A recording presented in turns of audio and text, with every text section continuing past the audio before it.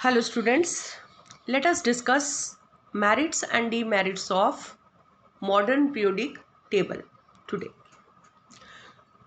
So first merit, first of all, it is based upon atomic number, that is more fundamental property as compared to atomic mass. Second, it relates the position of element with electronic configuration. Now let me make you understand how the position of element it is told by its electronic configuration. For example, now let me take first of all lithium, example of lithium. Atomic number of lithium is 3, 2 in the first shell and 1 in the next shell. So this will electronic arrangement, this will tell you about the position of lithium in the periodic table, what is its group and what is its period. How many valence electron are here? 1. So that means valence electron tells you group of that element. So lithium belongs to which group? 1A group. How many shells are there? 1 and 2. So period number of lithium is 2. That means number of valence electrons tells you group of that element, and periods of number of period gives you number of shells gives you period. Let me take sodium 11, 2, 8, 1. Electron arrangement is 2, 8, 1. So 1A is the group, 1, 2, 3. Third is the period. Sulfur 16, 2, 8, 6. 6A. 6A is the group, 1, 2, 3. Third is the period. Argon 18, 2, 8, 8. 8 is the group, 1, 2, 3. Third is the period. So this periodic table relates the position of element with its electronic configuration. Number 3, variation and similarities in the properties. So variation and similarities in the properties, outer electronic arrangement depends upon the outer electronic arrangement. All the elements which belong to one group, they show same kind of properties.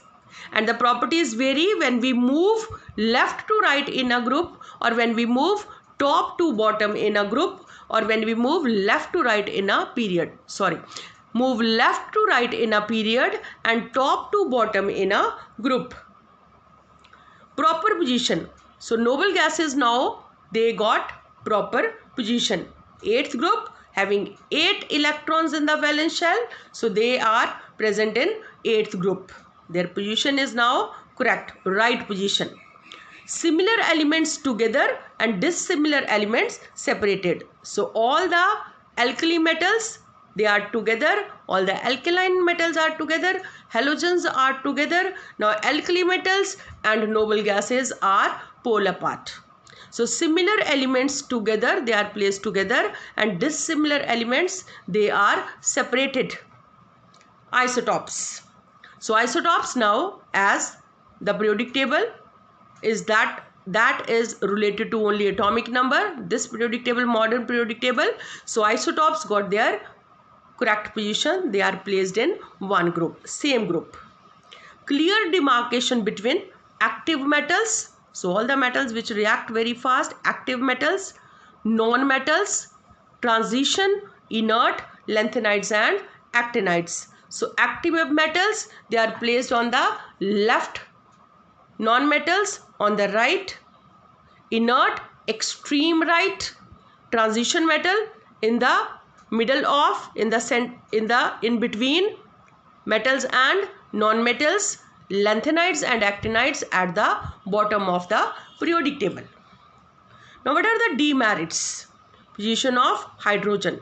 Still it is not this table also does not give correct position to the hydrogen.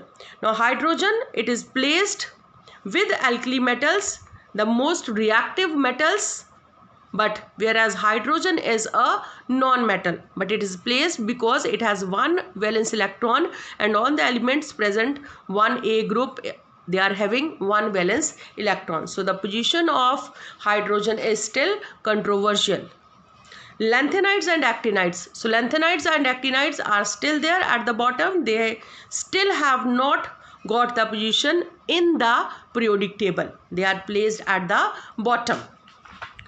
And last, arrangement does not reflect electronic configuration of many transition elements and inner transition element. So still the group of inner transition element or transition elements, it is not according to the number of valence electrons. Thank you.